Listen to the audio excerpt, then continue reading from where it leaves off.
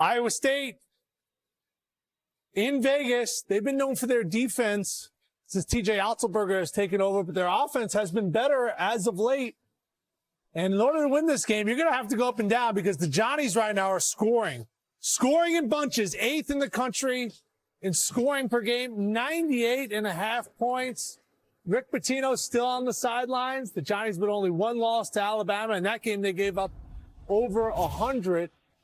I expect this game to be not in that range, but Iowa State is scoring the ball a little bit better. Welcome into the Blazers Era Game Break. I'm your host, Tim Doyle, alongside Seth Davis, Dennis Scott, Dalen Cuff.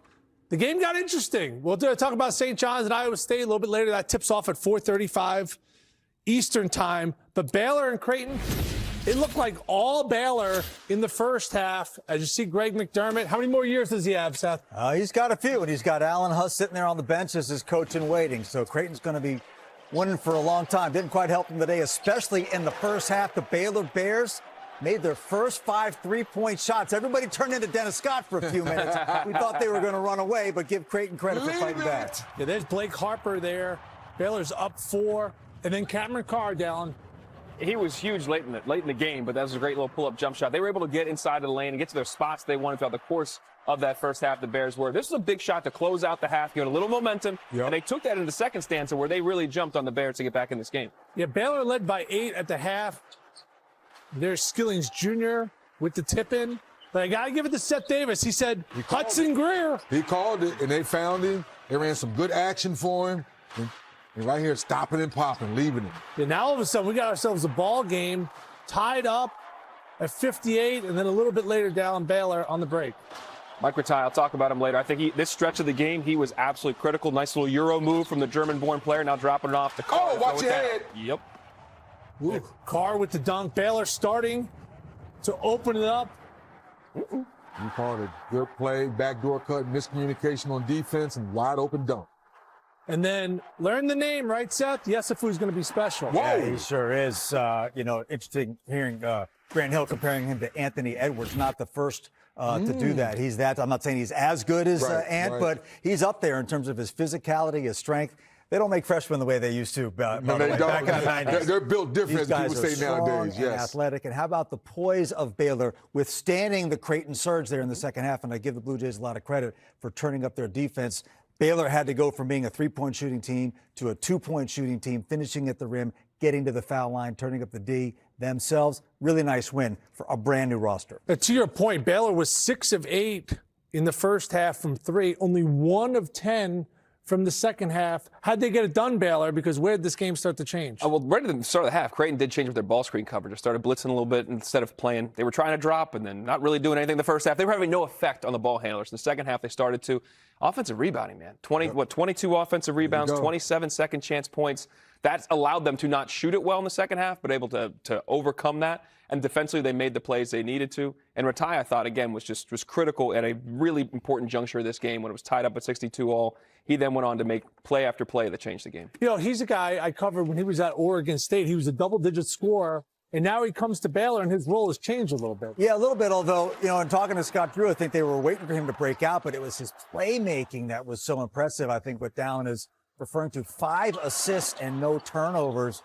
Kind of like the rug in the movie The Big Lebowski, just kind of tied everything together. Brings the whole room together. It brought everything together. It brought everything together. So, look, this was a nice win for Baylor, and it was true to this program's identity, getting to the offensive glass, using their speed and athleticism. That's really been a trademark for Scott Drew, especially when they won the national championship, and that was a huge difference today. And down the stretch, as Creighton was making their run, they didn't fold. Every time they tied it up, we all looked at each other and said, okay, this game's going to get interesting. They got the stops, they got the blocks, and they came back down the offensive end and executed and got good shots, even though they didn't shoot the 3-ball well in the second half. This is a Baylor team still trying to learn about itself right there. And you had a bunch of guys Rataj for that little moment where he had 2 buckets, a drop-off, a block. Carr late, the recipient of some stuff. He also went and got his own at times, and Habib was really good too. Shot it real well in the first half, second half, a couple big assists. You had a bunch of different guys contributing at key moments when the game was in balance. That's really good for Scott Drew's crew. Well, Cameron Carr came into this game averaging over 20 a game, got off to a little bit of a slow start. But here's a kid that played his first 2 years at Tennessee, and now we're joined by Cameron Carr. Oh, you must be enjoying that green and white there in Vegas because you have been balling for the Baylor Bears. I know he's getting his headset on right now. So apparently it's his birthday all week. Oh, we go. I don't think today is his birthday. Scott Drew said happy birthday, but I gather it was a few days ago. But, you know, okay. guy scores 21 points. You can still celebrate him. No, it's There his he is. birthday. I think every day. He keeps balling like that. Every day is his birthday. Well, happy birthday, Cam Carr. The only thing we don't know exactly when your birthday is. We just know you're a lot younger than anyone else on this desk. Yeah, no, you guys had it right. My birthday is the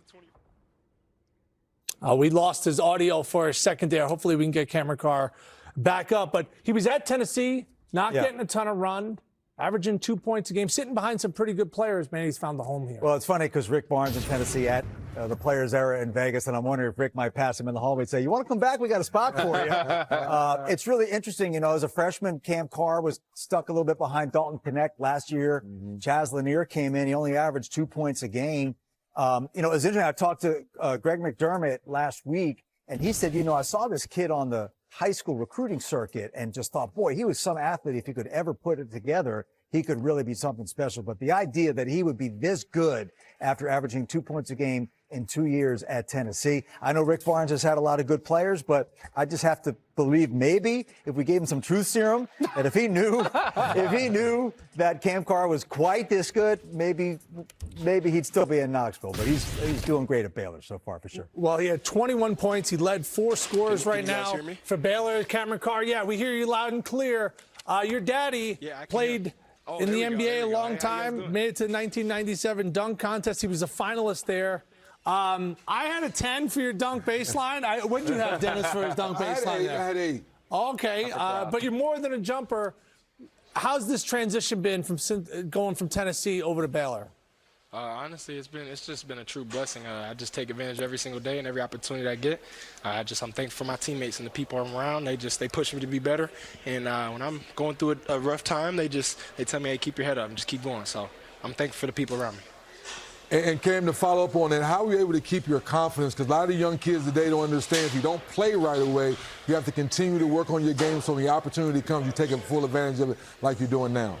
Yes, sir. Yes, sir. I think that just being patient is something that's a virtue, and not rushing it, and knowing that my time will come and that it's not something I can rush. So, hey, they're running through here, but I love you guys. Thank you guys for having me today. Go ahead, Doug. Cam's playing an usher right now too, as the guys get on the floor. Cam, just real quick in terms of your game and your development, we talked about where you were at Tennessee before. Now, where have you seen it develop the most? Because it seems very evident you're not just an athlete to us, and you showed a lot today. Where do you think the biggest growth was for you in the offseason? Can you repeat that one more time? Sorry, I couldn't hear you. Where have you seen the biggest? We know you can jump. We know you're an outstanding athlete, but you're a ball player. Where have you seen your game develop the most over this past offseason? Honestly, just my confidence in knowing what I can do and what I can control, and my teammates just believing in me every single day. And so just taking advantage of that and being the best I can be for them, and knowing when they rely on me, I got to step up in those moments, and then I hold them to the same standard as well. So just believing and trusting the process and knowing that I've put in the work to be here, and so have my teammates, and them entrusting me to do what I have to do, and for me to hold them to the same standard. So Cam, as we know, this is an entirely new roster for Baylor, and it's always interesting to see the personalities come together and to see who might emerge as a leader and a vocal leader. And I get the sense, talking to your coach, that the guys are kind of still feeling each other out in that regard. Can you see yourself as being that guy in the locker room, even though you're new and everybody else is new? Yes, sir. I think that people can lead in different ways. I think our best vocal leader is Creighton Powell. He's does such a tremendous job just communicating and stepping up and doing the hard work and plays that not everybody wants to do. And so I got to give him that he's someone I truly look up to when it comes to being a vocal leader and someone I can try to be like. But I think that everyone has leads in their own way, and they're very unique to how they lead. So just whenever we have a certain situation, knowing that some people are going to step up. So, yeah. Well, Cameron Carr, huge performance today. It's simple. You're out in the Vegas for a reason. Get that bag, okay? You're out there for a reason. Get that bag. Congrats on a great performance. Thank you, guys. Thank you. All right, we got more highlights coming up. Tennessee, woo, they're rolling in the first half. 56 points. Rutgers might be a long few days out in the desert.